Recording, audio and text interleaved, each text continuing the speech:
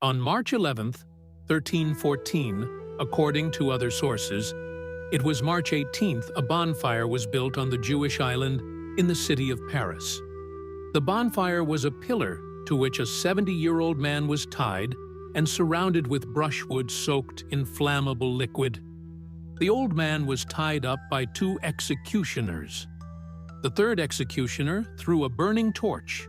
The bonfire instantly rose and embraced the old man with its fire.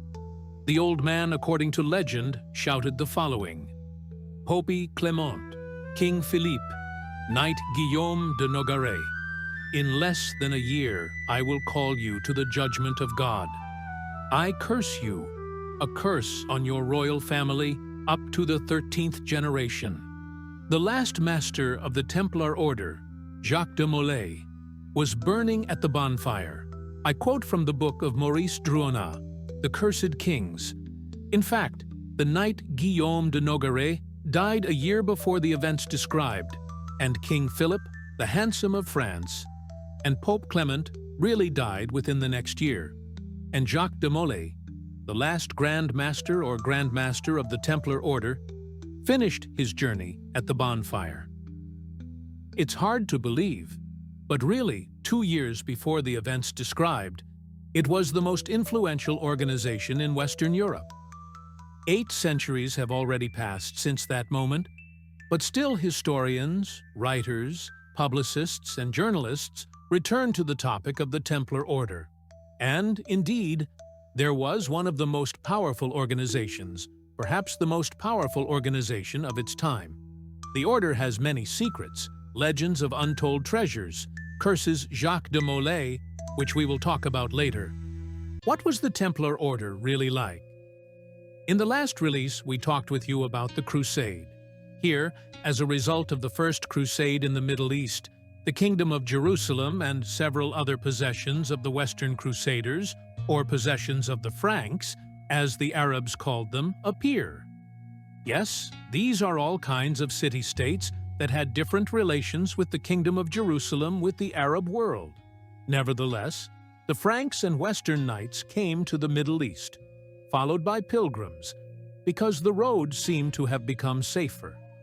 The Holy Sepulchre is under the control of the Knights. Pilgrims were coming from Europe, robbed and killed on the way. Well, as usual. Not without that. It is clear that they went with some simple belongings of their own, but there were a sufficient number of dashing robbers at all times, and the pilgrims suffered a lot from this.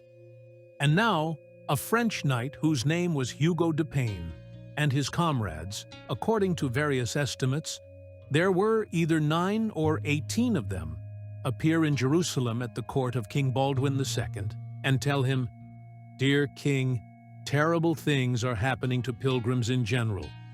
We would like to protect the pilgrims on their way to the Holy Land. We want to protect them completely free of charge. We don't need anything from you. We are filled with such a mission of service." King Baldwin was imbued with all this and gave the place of residence to these knights, which became the Temple of Solomon or the Al-Aqsa Mosque.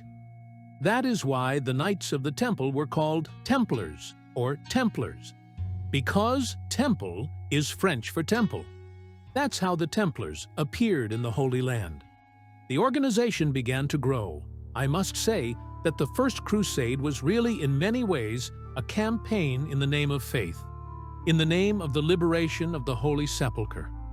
Indeed, a lot of people sincerely believed that they were doing a good deed, and in general, Hugo de Payne was certainly such a knight, and his companions were the same. The news that the Order of the Temple in the Holy Land was created, it immediately began to spread throughout Western Europe, and knights began to join the Templar Order. Nobles from all over Western Europe began to join. It has become prestigious. I don't want to use the word fashionable, but nevertheless, yes, of course, if you want to gain fame for yourself and want to embark on some kind of path of really good deeds in the name of the word of the cross, in the name of the cause of Christ, then here you are, the path lies to the Templars, and the order began to grow. He had more and more brothers monks. He does not have a charter yet. He will appear a little later. The charter for the Templar order will be written by Bernard of Clairvaux, a famous monk mentor of two popes. The man who preached the Second Crusade, and largely thanks to him, the Second Crusade took place. The man who preached the crusade against the Slavs. Indeed, not all campaigns were to the Middle East, the Holy Land. There were campaigns against the Slavs, and there were even campaigns inside France. We will talk about this in the next release. Please subscribe and click a like button. Your support really motivates us. And now we continue. In general, Bernard Clairvaux was a man who was an active preacher of this crusade, and in fact, he wrote the charter of the Templar order. In 1139, the most important event in the history of the order took place. Pope Innocent II issued a bull or papal decree.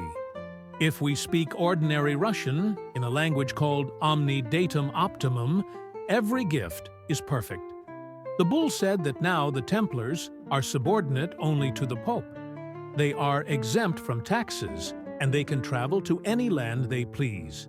In other words, a new organization has appeared in the Western world, which stands above kings, which stands absolutely above any average nobility, and which subordinate exclusively to the Pope. At that time, no one understood what this organization would develop into, as long as it was really a union of knights, or a union of militant monks, if you want, who protect pilgrims in the Holy Land, and help local kings and local feudal lords to fight with the Muslim world, because they fight well. The Templars, for example, participate in such battles as the Battle of Al-Bukai in 1163. This is a battle with the Emir Nuruddin, a rather famous emir. In general, the Templars show themselves there from the best side. In 1177, they fought in the Battle of Ramla. In general, this is such a crusading special forces, in other words. Let's talk in more detail about what the inner structure and inner life of the Templars was like. As I said, joining the Templar order was very honorable for any knight, but life was hard enough. An ordinary Templar warrior is a knight who looks like this. Chainmail, armor, over a white cloak with a purple cross sewn on. This is the distinctive sign of the Templars, which will be from the moment of foundation until the last days. The order will even be known there for several centuries further. I'll also tell you why later.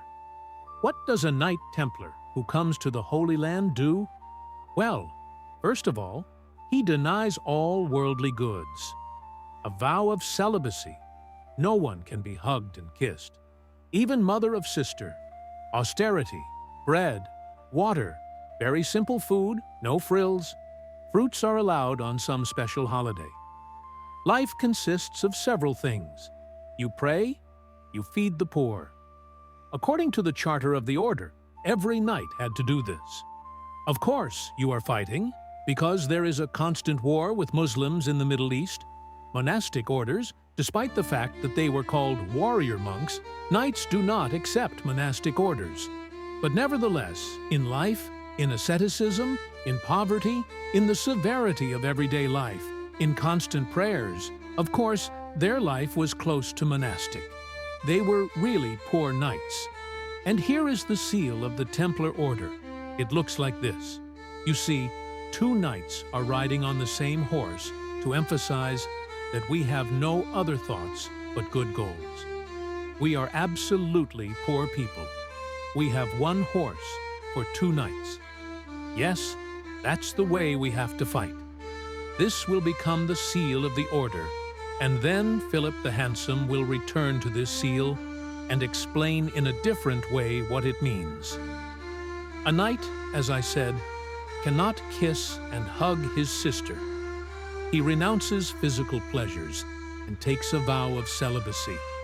Moreover, so that God forbid there would not be a night of fornication when the brothers do not see, the knights were obliged to sleep by candlelight, so that the shadows of Satan at night could not lead the knight into fornication and tempt him in this way. The actions of the knights were regulated by a document of 72 points. Here are two important points. This is the prohibition to kill Christians, which the knights, of course, violated, and the prohibition to retreat in battle. It was not by chance that I called the Templars Knight Special Forces, because indeed, legends were made up about their ability to fight. The knights almost never retreated and almost never surrendered. Almost. I will also tell you that there were exceptions, of course, shameful exceptions. Violators of the charter were punished quite harshly. They were flogged. They were expelled from the order. This is generally the most cruel thing that happened. They were deprived of the right to wear a cassock with a cross sewn on, and people who committed malicious offenses and misdemeanors were put on bread and water for several months, or even for several years, chained in stocks, so that they can pacify their flesh there in this way and pacify their thoughts.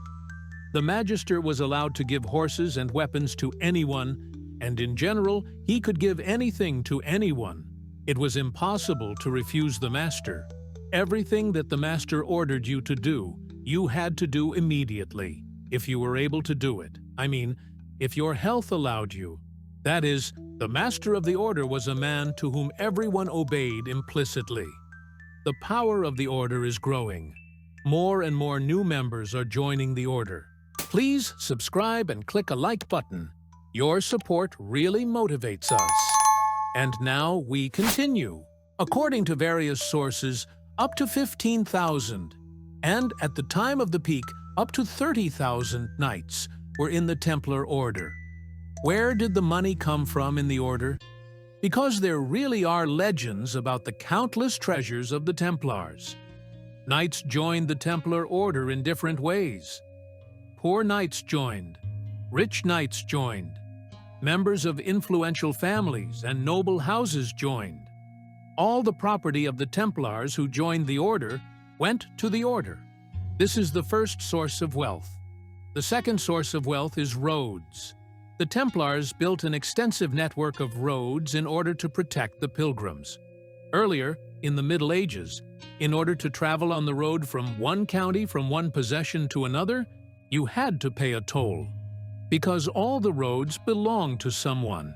There were no free roads. The Templar roads were free, but each road had several, as they would say now, several hotels, and then simply inns, where pilgrims could have a snack, stay overnight. All this brought money to the order without any taxes. As I have already told you, they were exempt from taxes. Another story, this license for a fleet in the Mediterranean. The Templars transported merchants, pilgrims, and diplomatic mail across the Mediterranean. They took money for all this. They didn't pay any taxes either. But they are still practically monks. The next moment, when you enter the Holy Land, when you go on a crusade, or even when you may not be going on a crusade, but you have disputed lands, and this was just every day in the Middle Ages. There is a village on the border of our two lands, which it is unclear to whom belongs, then either to me or to neighbor Vassia. And we are constantly at war with this neighbor Vassia. What needs to be done so that no one takes this land from you by right? Even if you have a problem with your documents, as they would say now, you handed everything over to the Templars for management, and nothing could be taken away from the Templars. Go get it from him. You can't even complain to the king, because they'll say, "Wait a second, we have nothing to do with the king.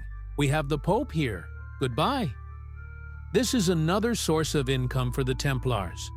It got to the point that entire provinces were bequeathed to them. Alonso I, King of Aragon, who was the owner of Navarre, among other things, after his death, bequeathed all his lands, Aragon and Navarre, to the Templar order. The Templars did not get the lands of Aragon, but instead the elites bought off them with quite a lot of money. In general, such stories were all over Western Europe. It was important to cooperate with the Templars. It was profitable to be friends with them. because they could give protection, they could protect your lands, and they could lend you money. Because the huge amount of free funds that the Templars accumulated, they allowed to grow. That is, they were engaged in usury, which was of course prohibited, but they circumvented this law and simply overstated the cost of the loan that you took from them, thus hiding their commission. It was much more profitable to work with them than with Jews, for instance. Jews, who were traditionally engaged in extravagance, gave money at 25 to 40%. Italians, Venetian Genoese merchants from 30% to 40% worked. The Templars worked at a gentle, as they would say now, rate of 10%. And of course, it was very profitable to work with them. We often talk about non-cash payment, payment by bank transfer. This is the same bank transfer invented by the Templars. How? It was dangerous to carry money from Burgundy to Flanders, or it was dangerous to carry cash from Spain, from Madrid, from Barcelona to Paris, because you were robbed all the time. Moreover, they were robbed not just by some gangs of beggars, but by gangs of wandering knights. Therefore, the Templars came up with checks. What is it? The Templars have a cell in Milan, a branch. You left Milan and handed over 100,000 in gold to the local Milan branch. You were given a check. They took 100,000 gold from Ivan Ivanovich. You took a thumbprint, applied it. It was your seal. You put the check in pocket and went to Paris without money. In Paris, you came to the Templars, gave a check, you were given 100,000 and some commission was taken for it. It was the first European, the first world non-cash financial system. There are disputes that the Arabs have come up with the same system before, but I will not give the cup of first to anyone now. In Western Europe, the Templars were definitely the first, and therefore, if you want, these credit cards, which everyone now has, are what the Templars came up with. It's just that back then, such bills, such checks, with a thumbprint served as credit cards. Another such fact telling about the influence of the Templars is the story about England. In England, in London, this place, which is called Temple, is still partially preserved.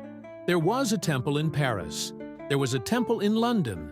The head of the English Templars takes a seat in the royal parliament. That is, in other words, translating into Russian, in the State Duma. This is a very important person, and the Templars thus gain influence throughout Europe. Of course, in order to manage such an organization, it is necessary to structure. How was the Templar organization structured?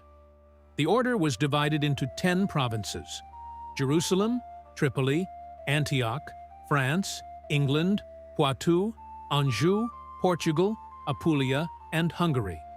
Provinces were divided into commanderies and priories, which were divided into even smaller units, which were called houses.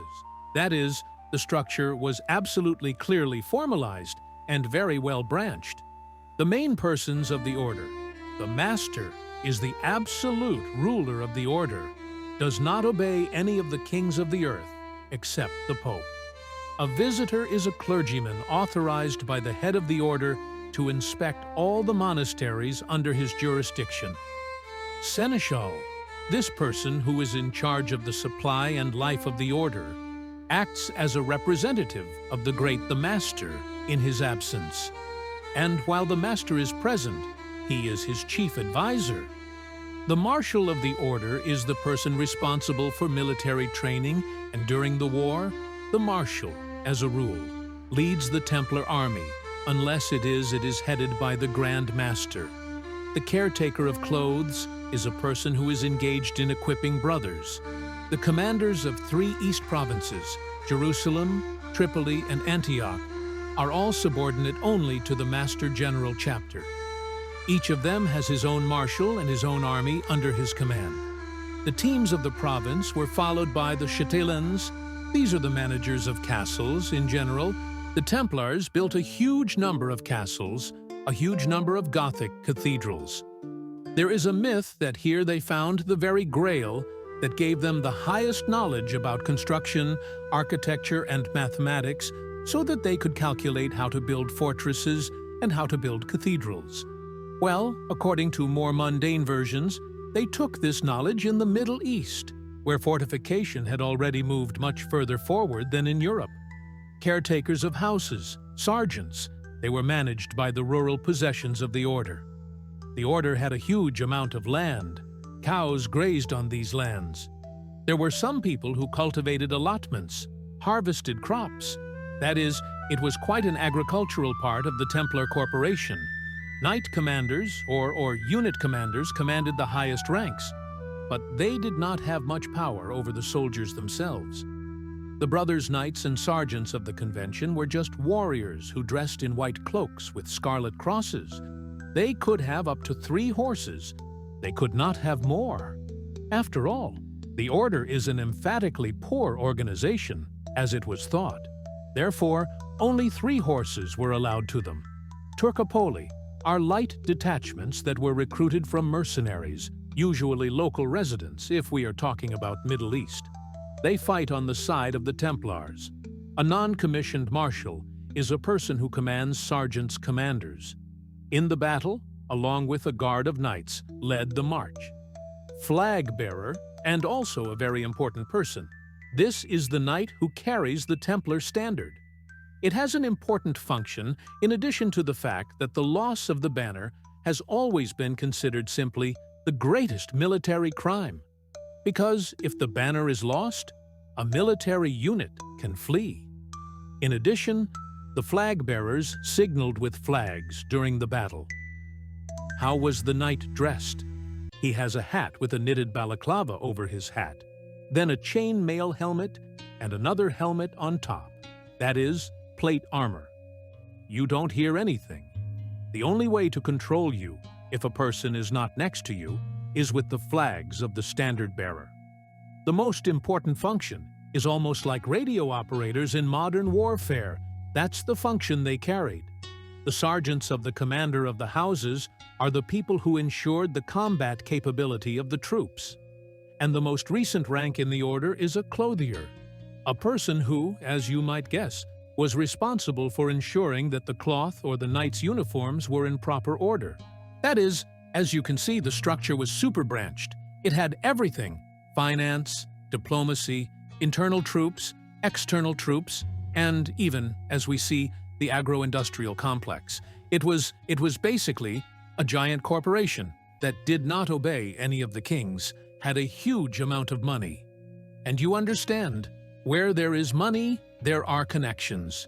You transport diplomatic mail, you learn some secrets. Money is borrowed from you, because not only some simple Uncle Vassia, kings borrow money from you, the Pope himself borrows money from you. You understand what level of issues you can solve. I started talking about battles.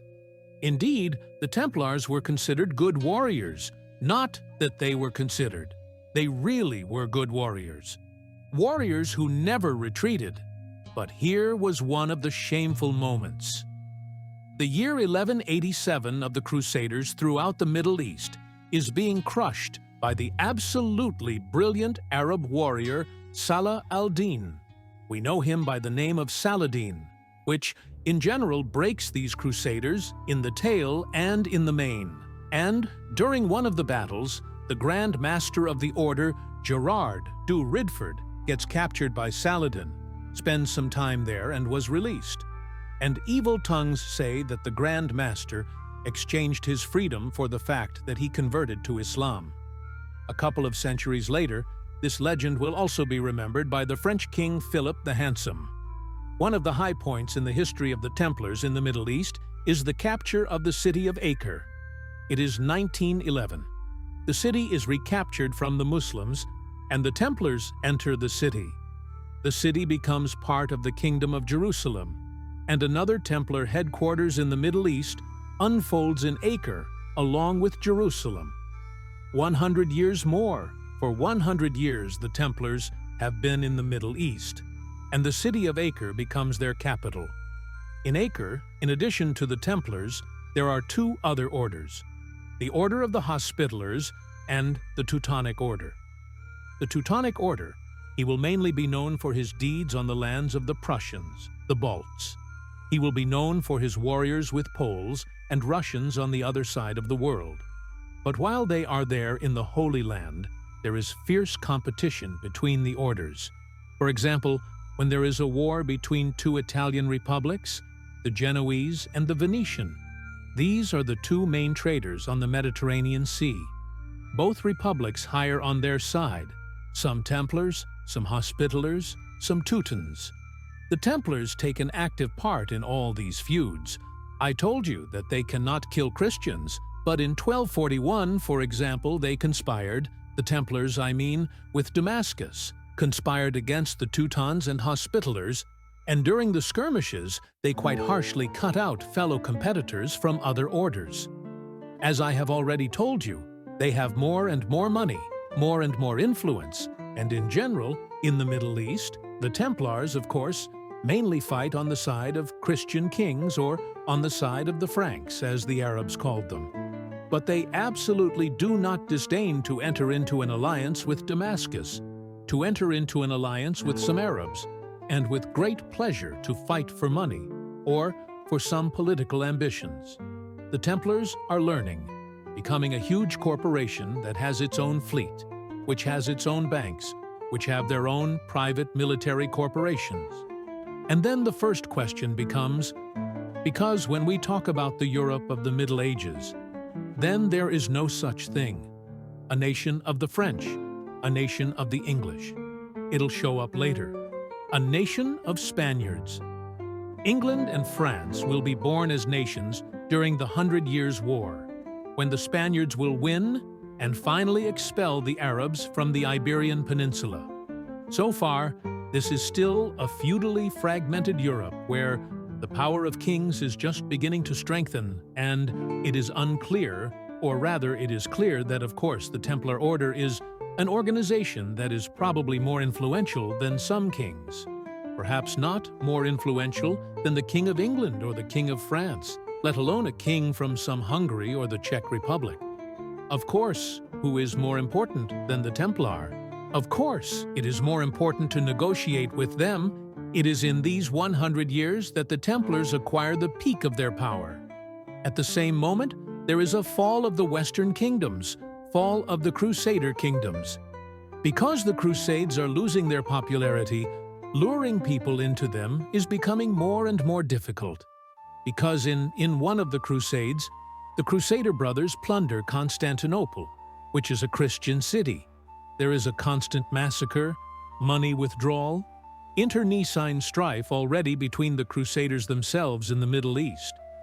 And the idea of a crusade falls into oblivion. Naturally, in order to protect their possessions, a constant influx of people from Western Europe is needed. But there is no influx. The Templars certainly have some kind of influx, but also not so serious. This is used by the Muslim rulers of the surrounding area. They gradually tighten their iron grip, and kingdom by kingdom they overturn the Crusaders into the sea and expel them.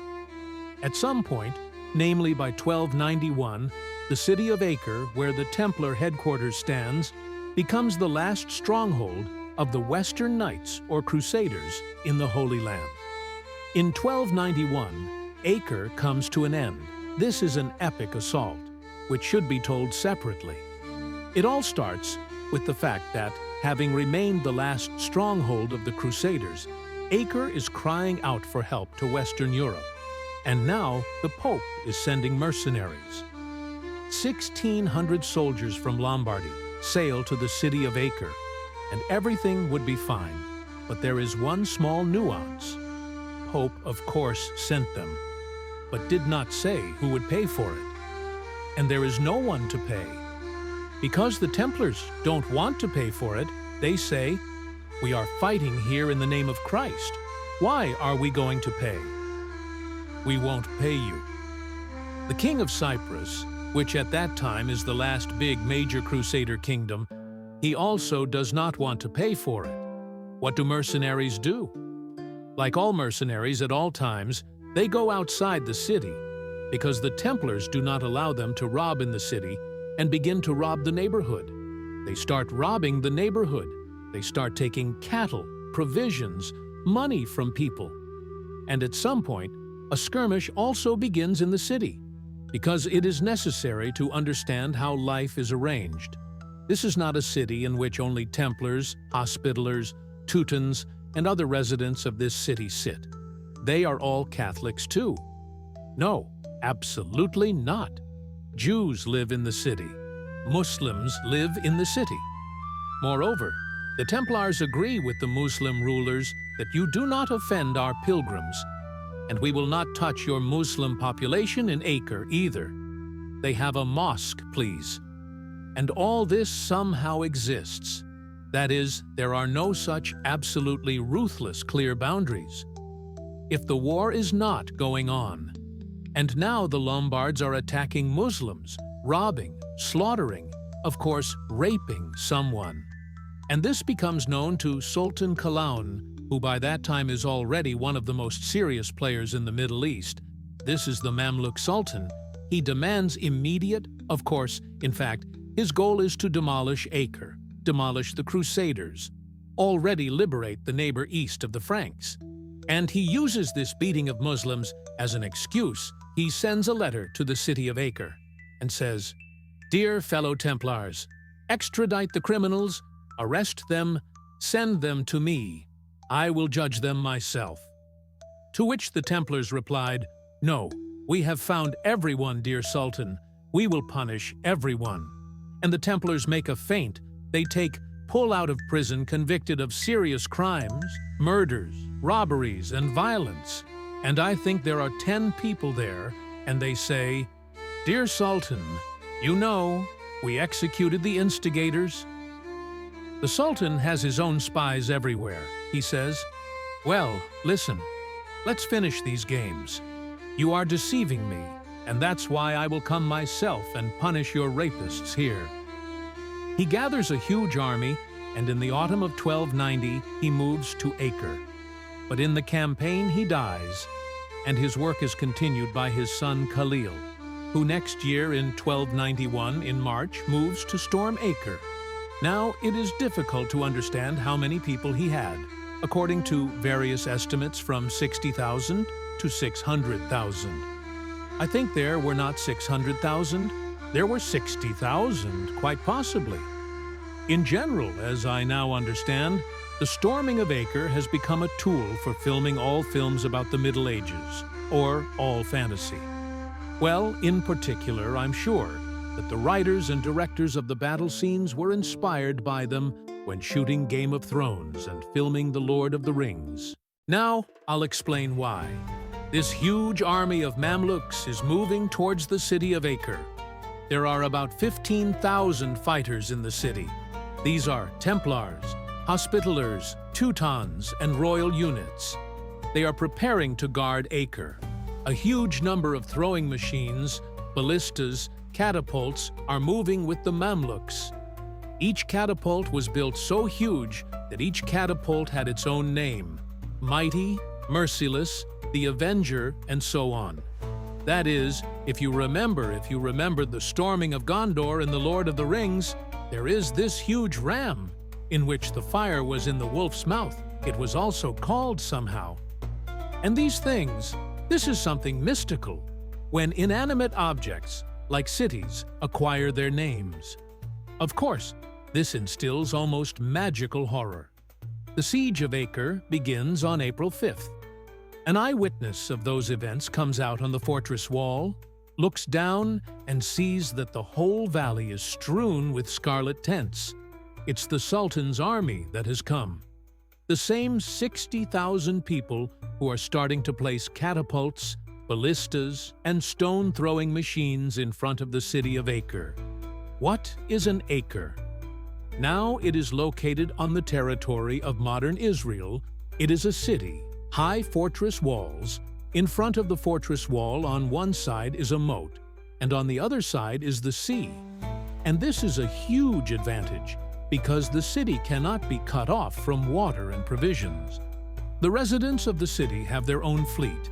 And now the siege begins. How does it happen? A classic siege is to take a city in a circle, deprive it of provisions, i.e. food, water, and the city will surrender itself. At the same time, you can also throw all sorts of stones at it, storm it in, try to fill up the moat that is in front of the city with earth, and go on the assault. It was more difficult with Acre, because you can't block it from the sea. Ships were constantly coming up, bringing food and water. There is water supply in the city. Everything is fine there. The Mamluks are trying to approach the walls and fill up the moat. They are shot from the walls with such a hail of arrows, bolts from crossbows, boiling resin, boiling water, that it is absolutely impossible to approach this. The moat cannot be filled in, because fortification, or rather engineering of the Middle Ages, is arranged in such a way that sappers come, the moat falls asleep. They begin to dig up the tower the fortress wall was collapsing. This cannot be done. Moreover, the Templars, using their own flotilla, put catapults on ships and shoot at the Mamluks with fragments of rocks from the sea, and inflict terrible damage on them.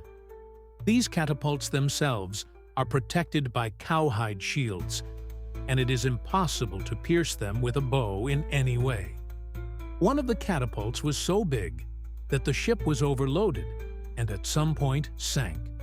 Using the fleet, the defenders of the city land troops. One night they land, because the cavalry is there and the cavalry is fighting well. And this cavalry is landed on the shore. It tries to seize the Sultan's camp at night. But the horses in the dark get bewildered by the ropes with which the tents are nailed to the ground. Fall. Confusion begins. In the Arab chronicles, there is a mention that the head of this sortie at night, without seeing where he was going, got into the cesspool with the horse, that is, into the toilet, and actually drowned there. I don't know if it really happened or not, but in general, all this has been happening for quite a long time. But on May 17th, the Mamluks finally managed to fill up the moat. How? They built huge screens. These are stretched cowhides stretched between two wooden sticks. And there are several wooden sticks that cover the sappers from above from being shot at with a bow and a crossbow. They make a tunnel, and the assault on Acre begins on May 18th. The first part of the bastion fell. The evacuation of the civilian population begins because the first encircling wall is collapsing. The second remains. The city begins to evacuate. The Templars manage to save their treasury. They load it onto galleys. The galleys leave for the island of Cyprus. And the Templars, to give them their due, they provide cover for the evacuation of the civilian population. A huge number of people are drowning, because it is clear that all this is happening in a big panic. In particular, the patriarch fills his boat with people, so many people he takes on board, that the boat sinks together with the patriarch. The Templars take refuge in the castle, and the storming of this castle was really difficult. The Mamluks at some point finish storming it and decide to deal with the Templars in peace. How? They agree that the Templars take weapons, insignia, flags, and calmly leave the fortress, board the galleys, and leave. This episode laid down, as I understand it, in the finale of the movie Kingdom of Heaven. Only there it was, about the assault of Jerusalem. The Templars come out. At the same moment, one of the Mamluk military leaders is walking around the city, and he sees that the Sultan's standard is raised on the last one, on the main Templar tower, on the Magister tower, and he sees that there is some kind group of local people. And he and his squad are trying to capture them, or rob them, not realizing that it is, according to the agreement, that the Templars and the last civilians are leaving the city. The Templars are fiercely resisting him. They destroy this detachment. They report it to the Sultan in such way that the Templars violated the terms of the truce.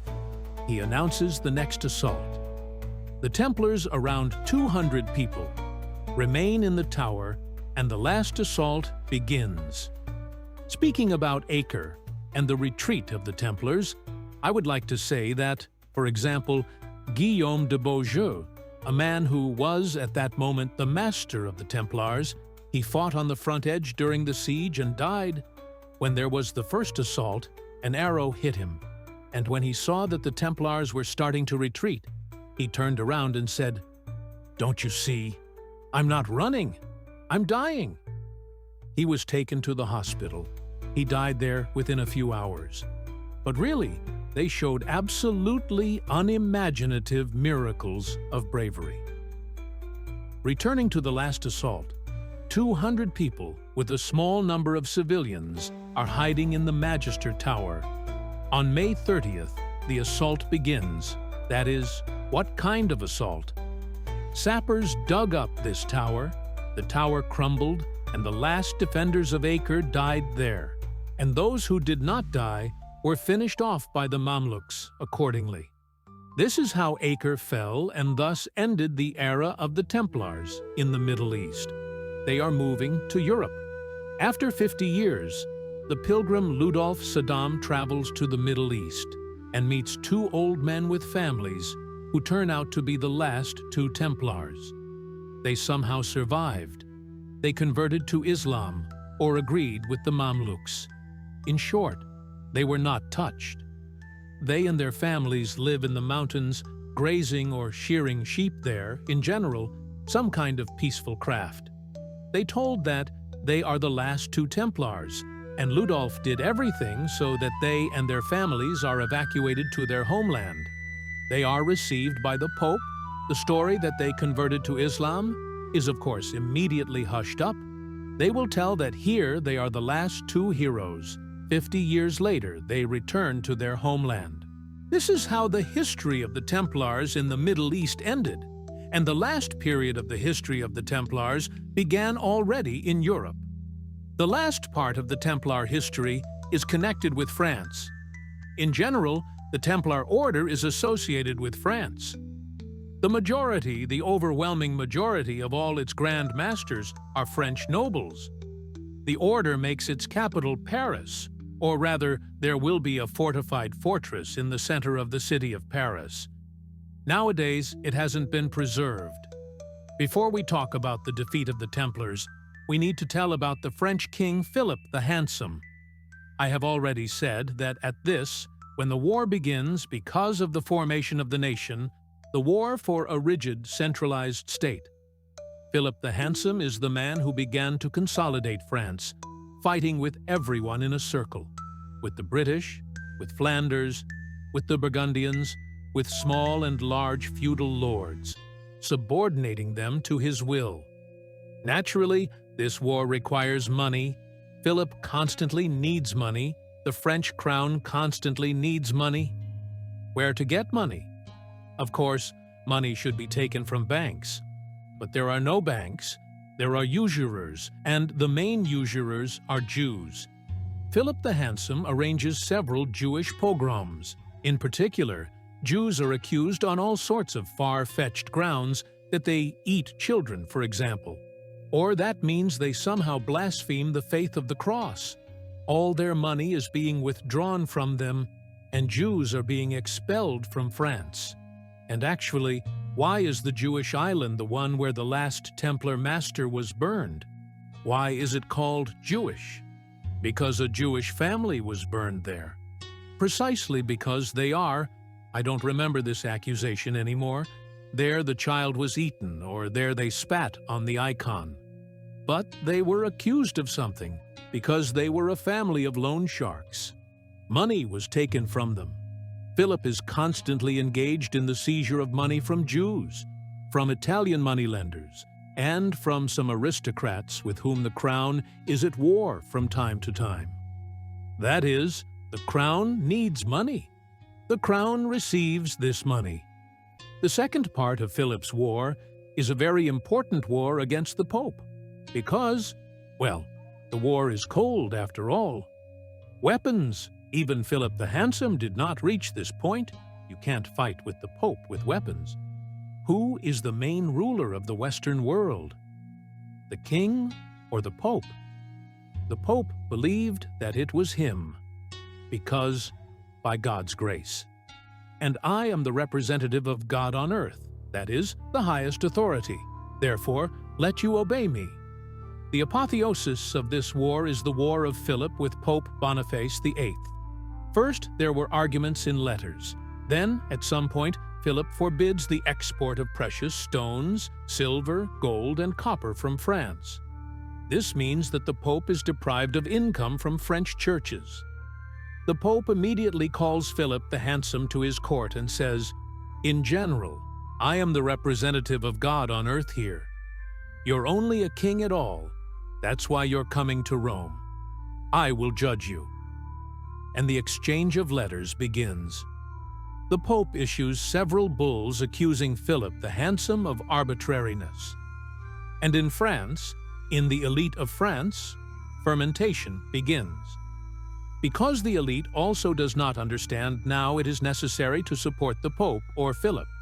What if the Pope now excommunicates Philip from the Church? And what? Will we be sinners together with him? But still, the elite was already more attached to the local king than to the Pope. And at this moment, Philip the Handsome gathers the States General.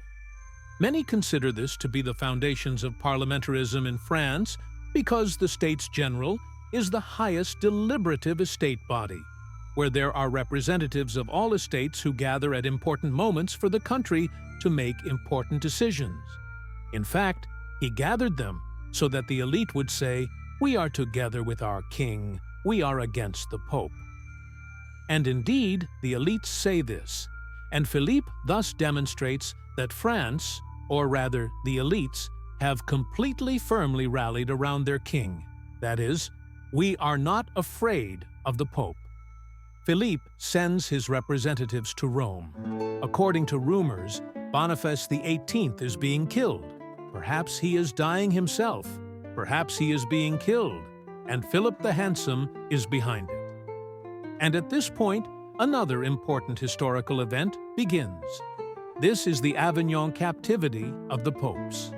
Indeed, the popes were not always in Rome. Philip the Handsome, hiding behind the fact that the time is very rebellious, constant strife, war between small and large feudal lords, it is very dangerous for the Pope to be, he proposed to make the city of Avignon the capital of the papacy, and popes moved there for several decades. The so-called the Avignon captivity of the popes starts. The Pope is mostly chosen exclusively from the French at that moment, and Clement V becomes the first such pope. As you understand, all these popes of the Avignon captivity period are directly dependent on the French king. And this is probably the moment of the highest heyday, the highest point of the French state of the Middle Ages. And now comes the year 1307, the year when the Templars are smashed. What happened? Philip the Handsome, tough autocrat king who defeated the most obstinate local feudal lords, who defeated the Pope, looks around and realizes that in addition to the royal power in France, there is the power of the Templars. They have a lot of supporters. They have a lot of lands and castles. They have a huge amount of money. The most important thing is that they have a huge number of influential debtors. Pope Clement V owes the Templars money. Philip the Handsome owes the Templars money. There is a legend that during the Paris uprising of the rabble in 1306, Jacques de Molay, the Grand Master of the Templars, hid Philip the Handsome in the Templars in his castle. And there Philip saw how the Templars live, a huge amount of treasures, gold, precious stones. The cellars are filled with them. And Philip the Handsome thought that, of course, with so much money and freedom, well, this is some kind of flaw. And Philip began to prepare an unprecedented police action. On October 12th, the daughter-in-law of Philip the Handsome is buried, and Jacques de Mal, the Grand Master of the Templars, becomes one of the main organizers of the funeral procession. That is, nothing portends trouble. The king is next to him, The Templars, influential, respected members of society, are hand in hand with him. The next day is Friday the 13th. It is from here that the belief is believed to have gone, that Friday the 13th is a bad number. And at night, on Friday the 13th, Templars were arrested all over France at the same time by order of the king. First, Jacques de Molay was arrested, then Hugo de Perrot, his general visitor, is arrested, and Templars are being seized all over the country and put in prison. This raises a question that I don't have an answer to. How did they allow to get arrested? If they had connections everywhere, there were spies everywhere. I have no explanation for this. I think that, at that moment, the Templars considered themselves a state within a state. Such an influential corporation that they thought, well, what can they do to us? Well, according to the king's slander, now, even if we are captured, we will fight back. Well, I mean, either we will pay off, or after all, we are subordinate to the Pope. The Pope will intercede for us and solve the issue. But it didn't happen. Here I must say that Philip the Handsome was a cruel man, but very cunning and resourceful. Obviously, at all times, you can't just take someone and arrest them, especially if this someone is a respected member of society. The necessary PR campaign needed. As unprecedented as the police action was, the PR campaign was just as cool. The Templars are accused of the gravest heresies, of renouncing Jesus Christ, of having secret rites, spitting crucifixions. The worship of the idol of Baphomet means the goat-bearded, horned with hooves, idol Satan, who is the main pillar of the Templar society in general. According to legends in the basement, in Paris, it is made of pure gold in the eyes of emeralds. They worship him, and instead of crosses around their necks, they wear ropes with which this figure of Baphomet is wrapped. They are accused that they eat people, that Satan personally attends their meals. They kiss this idol in obscene places. Well, it's clear in which ones. They do not bury the brothers of the deceased, but cremate them, and mix the ashes into food and eat at common meals. And then, 2 points.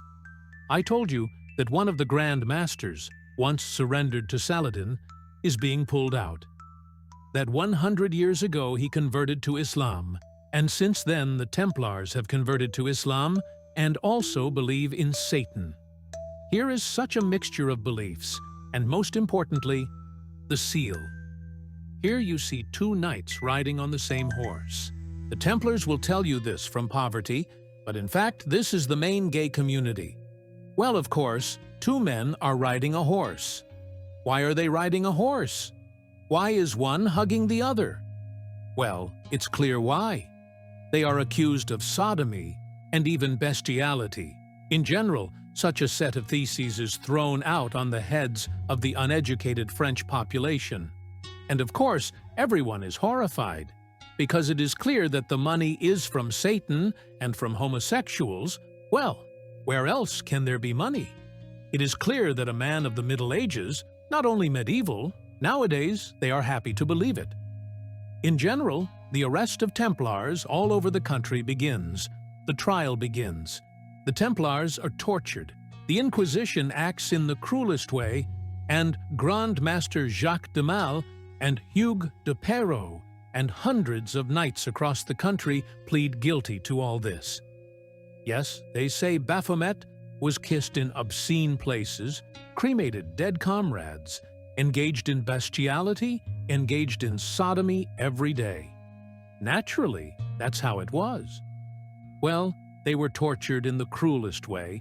It was possible to admit that they even tried to eat the Pope. And many of the tortures do not stand up and confess, and a long trial begins. That is, in 1307, everyone was captured, and trials continue until 1311. Pope Clement does not intercede. Moreover, Philip involves him in this story, and the Pope becomes one of the main accusers. In October 1311, A trial takes place at the Avignon Cathedral. On it, the churchmen, led by the Pope, decide to dissolve the Templar order. For several years, the order has been smashed. The Templars have been imprisoned for life. They go out or leave the prison being really old. Some of the money can be withdrawn, and the bulk of the Templar treasures disappear. And this is one of the main legends that I will tell you about a little later. What does this mean from the point of view of history? Philip the Handsome wins the main victory in the history of his reign. He subdues the papacy and transplants it to Avignon. He smashes the most important transnational corporation in Europe. This is the Templar order, and takes their money. Money is taken for a reason. After all, Philip the Handsome tried to put everything in such a pseudo-legality. The money is withdrawn in favor of the Roman Church and transferred by the order to the Order of the Hospitallers. This is a poor order. Let's give the money there. And after some of the Templar money comes there, Philip the Handsome withdraws it from there. Because we have been conducting lawsuits, we kings have been conducting lawsuits with the Templars for several difficult years, so we need to pay it. And you will pay for that. It turns out that you are now the heirs of the Templar treasures, and their money was somehow seized by Philip the Handsome. Trials of the Templars are taking place all over Europe, and in all countries they are taking place with varying success. For example, in Spain, the Templars are practically not persecuted. In Italy, with varying success. In Germany, with varying success. In England, the Templars managed to escape further there, to Scotland. Sure, nowhere is such lawlessness happening to them as in France. According to legend, the Templars' treasures, including the famous Holy Grail cup, are taken out by the Templars. Two orders are being created. The first order is the Order of Montesa. This is an order in Spain. It becomes very influential, very rich in a very short time, and that's why it is believed that the French treasures of the Templars went to Spain. And then the Order of Christ appears in Portugal, in which these purple crosses are also worn. And when I say that the glory of the Templars will be ahead of them by several centuries, when the era of great sea discoveries, great geographical discoveries will come, caravels under the Templar cross on their sails will go to discover new lands, and there the Order of Christ will exist for a very long time. It will be very influential, and no one will touch them. Some of the Templars will still settle in Scotland. On October 13, 1307, the King of France, Philip IV the Handsome, orders the arrest of the master of the Templar order, Jacques de Molay, for being a heretic and engaged in obscene affairs. After a fair trial with support Pope Clement I, the last master of the Templar order, was arrested and burned on the island behind me with the words, "The Lord protects our death." Jacques de Molay and Geoffroy de Charlet, two people, were burned on the Jewish island. Different dates are given: March 11th, March 14th, or March 18th, 1314, they ascended to the stake. Previously, Jacques de Molay recanted all his confessions. He said that the confessions were made under torture. And so, according to legend, from his campfire he curses Philip the Handsome and curses Pope Clement, and says that, "In less than a year, I will call you to God's judgment." Indeed, in less than a month, Pope Clement will die on April 20th. Philip the Handsome will die in November of the same year. According to legend, he will have a stroke while hunting, and he will die. In addition, Jacques de Molay cursed all the French kings up to the 13th generation. And indeed, the children of Philip the Handsome die one after another without leaving descendants. And actually, Charles IV, the last of the Capetians, also dies without leaving offspring in the male line. Thus, the Capetian family is dying out. Moreover, there is another legend that when, already in a later period in the 18th century, the Great French Revolution takes place, and when Louis XVI is executed on the guillotine, after his head is cut off, a man climbs onto the scaffold, touches the scaffold with his hand, touches the blood that remained after Louis XVI, and shouts in the crowd, "Jacques de Molay, you are avenged." Well, of course we can't check it, but the legend is beautiful. This is how the most influential organization of the Middle Ages ended its days. I have already said that 2 orders, one in Spain, the other in Portugal, were formed after the defeat of the Templars, but in general, the history of the Templars goes even further. The Rosicrucian Order of Germany considered itself the heir of the Templars. The Masons of modern times, some modern Masonic lodges consider themselves the heirs of the Templars. In America, there is an order called Children Jacques de Molay, and there are 15,000, 30,000 members. Even in Russia, there is a Templar sect. I started Googling. I saw a photo of funny-looking people, so we won't insert them here, because this is completely clowning. What I want to say at the end, this is how the main transnational corporation of the Middle Ages was defeated. Thus the answer was given that where will Europe go? It will follow the path of rigid absolute monarchies, or she will continue her path in this feudal fragmentation, and popes, monastic orders will be more important than royal families. Europe, following France, chose the hard path of absolute monarchy. To end on a romantic note, I would like to say that many historians, French in particular, later working with the archives, the Templars, were lied to, that they were not to blame for everything. They just wanted to deprive of money and influence. Therefore, in this way, Philip the Handsome dealt with them. But one thing is certain with the end of the Templar Order, that very romantic one leaves medieval chivalric Europe, Europe of the Crusades, Europe of noble knights, Europe of the defenders of the Holy Sepulchre, and a completely different Europe begins. Europe. Thanks for watching. Where nations are Please born, subscribe and hit where the bell so absolute you don't miss monarchs new are born. episodes.